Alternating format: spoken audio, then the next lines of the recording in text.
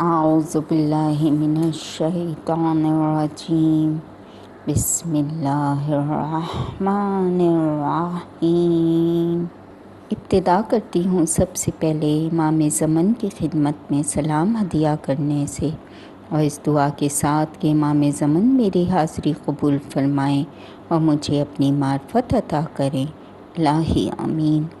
سلام پیش خدمت ہے ان دوستوں کو جو ظاہری بصارت سے محروم ہونے کے باوجود بصیرت سے سیراب ہیں۔ یہ کاشان بصیرت کا آڈیو بک چینل ہے اور آپ کے گوش گزار ہے حضرت امام حسن عسکری علیہ السلام، شائع کردہ Islamic culture and research institute, Ayesha Manzil Chowk, federal be area, شاہراہ پاکستان۔ اور یہ کتاب ہمارے پاس پہنچی از قلم ڈاکٹر محمد حسن رضوی صاحب کے توسط سے۔ تعارف: آل رسول کے سلسلہ عصمت و طہارت کے 11ویں امام، نام حسن، والدہ کا نام جناب حدیثہ خاتون، والد کا نام حضرت امام علی نقی، مقام ولادت مدینہ منورہ، تاریخ ولادت 10 ربیع الثانی بمطابق 3 دسمبر، مقام شہادت سامرا، عراق، اصل نام سرمن راؤ، تاریخ شہادت 8 ربیع الاول بمطابق 1 جنوری، کل عمر 28 سال، کنیت ابو محمد، القاب عسکری، ہادی، ذکی، خالص، سراج ابن الرضا۔ آپ کی اہلیہ جنابہ نرجس خاتون جو قیصر روم کی پوتی اور شامون وسیع حضرت عیسیٰ کی نسل سے تھیں اور حضرت امام مہدی آخر الزماں کی والدہ تھیں۔ اکابرین امت کی رائے: حضرت امام حسن عسکری اپنے آبا و اجداد کی طرح امام منصوص یعنی خدا کے مقرر کیے ہوئے امام معصوم یعنی گناہوں سے پاک، علم زمانہ یعنی اپنے زمانے کے سب سے بڑے عالم اور افضل کائنات تھے۔ ارشاد از شیخ مفید: آپ کو صفات حسنہ یعنی بہترین خوبیاں، علم، سخاوت وغیرہ اپنے والد سے ورثے میں ملے تھے۔ از ارجاء مطالب: آپ کو خداوند عالم نے جن فضائل و مناقب، کمالات و بلندی سے سرفراز کیا ہے وہ نہ تو نظر انداز کیے جا سکتے ہیں نہ وہ پرانے یا فرسودہ ہو سکتے ہیں۔ آپ کا ایک اہم شرف یہ بھی ہے کہ آپ کے اکلوتے فرزند حضرت امام مہدی آخر الزماں علیہ السلام ہیں، جن کو خدا نے طویل عمر عطا فرمائی ہے۔ از علامہ طلحہ شافعی کی کتاب مطالب اصول: آپ کا لقب عسکری اس لیے زیادہ مشہور ہوا کہ آپ سامرا کے جس محلے میں رہتے تھے اس کو عسکر کہا جاتا تھا، کیونکہ خلیفہ معتصم نے اس مقام پہ اپنا لشکر جمع کر رکھا تھا اور خود بھی لشکروں کے ساتھ رہتا تھا، اس لیے اس علاقے کو عسکر یعنی فوجی علاقہ کہنے لگے۔ اور خلیفہ متوکل عباسی نے آپ کے والد ماجد حضرت امام علی نقی کو مدینے سے بلوا کے یہیں رہنے پہ مجبور کیا تاکہ لوگوں کا تعلق آپ سے کٹ جائے۔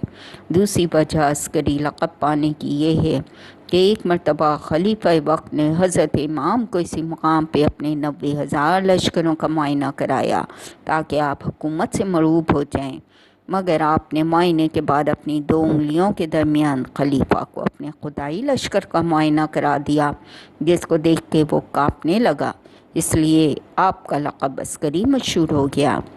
از بہار الانوار علامہ مجلسی اور مجمع بحرین۔ ارشادات امام: خدا کی معرفت: حضرت امام سے پوچھا گیا کہ کیا خدا کی خصوصیات کو بیان کیا جا سکتا ہے؟ آپ نے فرمایا، تم نے قرآن میں یہ آیت نہیں پڑھی کہ خدا کو آنکھیں نہیں دیکھتی مگر وہ آنکھوں کو دیکھتا ہے؟ پھر آپ نے فرمایا کہ دلوں کو خدا کی صفات کا تصور کرنا آنکھوں سے زیادہ اہم ہے۔ خدا کو تو دلوں کے تصورات یعنی عقلیں بھی ادراک نہیں کر سکتی، مگر خدا ہماری عقلوں اور اذہان کا ادراک کرتا ہے۔ جب ہمارے دل و دماغ تک اس کا ادراک نہیں کر سکتے تو ہماری آنکھیں اسے کیسے دیکھ سکتی ہیں؟ توحید کی حقیقت۔ سہیل کہتے ہیں کہ میں نے حضرت امام حسن عسکری کو ایک خط لکھا جس میں ان سے درخواست کی کہ آپ توحید کی حقیقت تحریر فرمائیں تاکہ مجھے بھی اطمینان ہوا، میرے دوستوں کو بھی۔ حضرت امام حسن عسکری نے اپنے ہاتھ سے خط کا جواب عنایت فرمایا۔ آپ نے لکھا، سہیل تم نے توحید کے بارے میں سوال کیا ہے، اس کا جواب یہ ہے کہ اللہ ایک ہے، یکتا ہے، نہ اس نے کسی کو جنا نہ کسی نے اسے جنا، نہ کوئی اس کے ہمسر یا برابر ہے، وہ خالق کائنات ہے، مخلوق نہیں، اس نے سب کو پیدا کیا ہے اور اس کو کسی نے پیدا نہیں کیا۔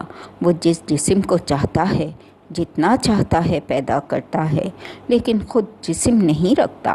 وہ ہر قسم کی صورتیں پیدا کرتا ہے مگر خود کوئی صورت نہیں رکھتا۔ وہ بڑی ہی تعریفوں والا ہے، اس کے مقدس نام پاک و پاکیزہ ہیں۔ وہ اس چیز سے بے نیاز ہے کہ اس کا کوئی مشابہ یا مثال ہو، اس کی مثال کوئی چیز نہیں۔ وہ ہمیشہ سے سننے والا اور دیکھنے والا ہے اور رہے گا۔ خدا کی صفات کے بارے میں جو کچھ قرآن میں ہے اس سے زیادہ آگے نہیں بڑھنا چاہیے۔ منافق کی 3 علامتیں۔ جس میں 3 باتیں ہوں گی وہ منافق ہوگا، چاہے وہ نماز روزے کا پابند ہی کیوں نہ ہو۔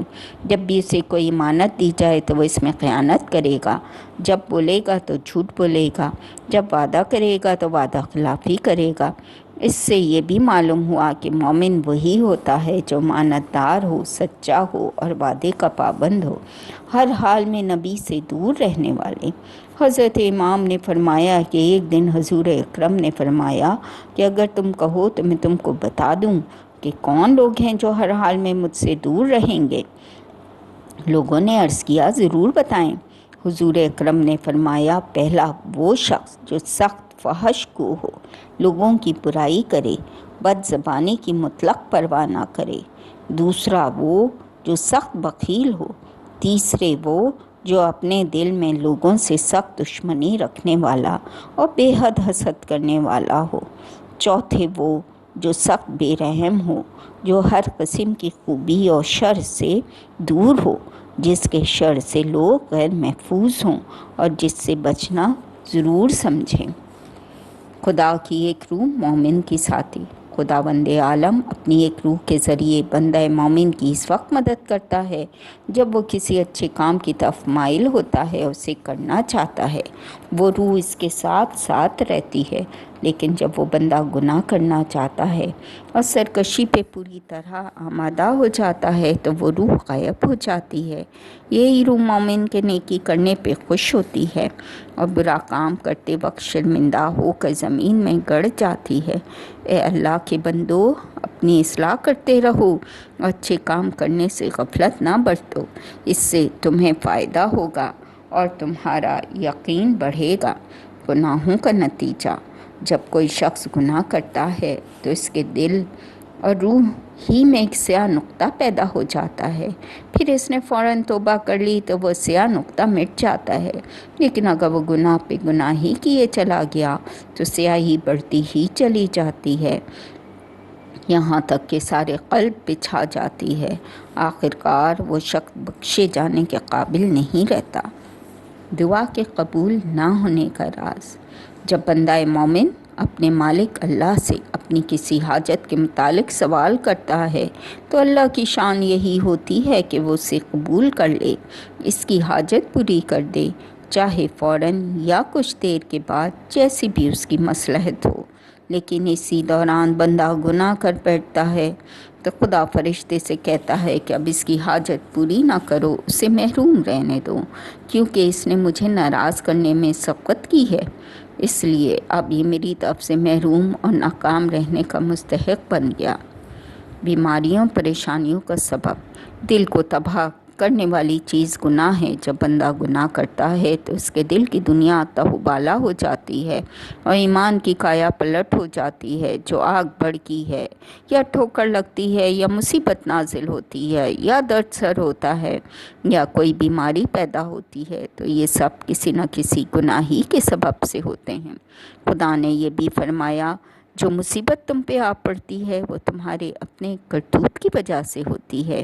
سورہ شورى آیت نمبر 30۔ مومن کی عادات۔ مومن کے اخلاق و عادات و صفات میں یہ ہے کہ اپنی حیثیت کے مطابق خدا کی راہ میں خرچ کرے اور جیسے جیسے خوشحال ہوتا جائے اسی قدر خدا کی راہ میں خرچ کرنے میں اضافہ کرتا جائے۔ دوسرے یہ کہ تمام معاملات لوگوں کے ساتھ انصاف کرے۔ تیسرے یہ کہ لوگوں کو سلام کرنے میں خود ابتدا کرے۔ مومنوں کی قلت، تمام لوگ چوپایوں کی طرح سے ہیں سوائے مومنین کے جو بہت کم ہیں۔ راوی کہتا ہے کہ جملہ امام نے 3 دفعہ فرمایا کہ آگاہ ہو کہ خدا کی قسم مومن بہت کم ہیں اور کفار کی تعداد بہت زیادہ ہے۔ دنیا کی بے وقتی اگر خدا کی نگاہ میں اس دنیا فانی کی مچھر کے پر کے برابر بھی کوئی وقت ہوتی تو وہ اس دنیا سے اپنے دشمنوں کو پانی کا ایک گھونٹ بھی نہ دیتا۔ یہی وجہ ہے کہ خدا کے دشمن مزے اڑا رہے ہیں اور خدا کے دوست صبر کے جوہر دکھا رہے ہیں، اور جس انسان کو آخرت کا غم ہوتا ہے یا صرف خدا کی رضا مطلوب ہوتی ہے تو خدا اس کی مدد کرتا ہے، اور جسے صرف دنیا کا غم ہوتا ہے خدا اس کی پرواہ بھی نہیں کرتا کہ وہ کس جگہ ہلاک ہوتا ہے یا کس وادی جہنم میں جا پڑتا ہے۔ ماخوذ از اصول کافی۔ وما علینا الا البلاغ۔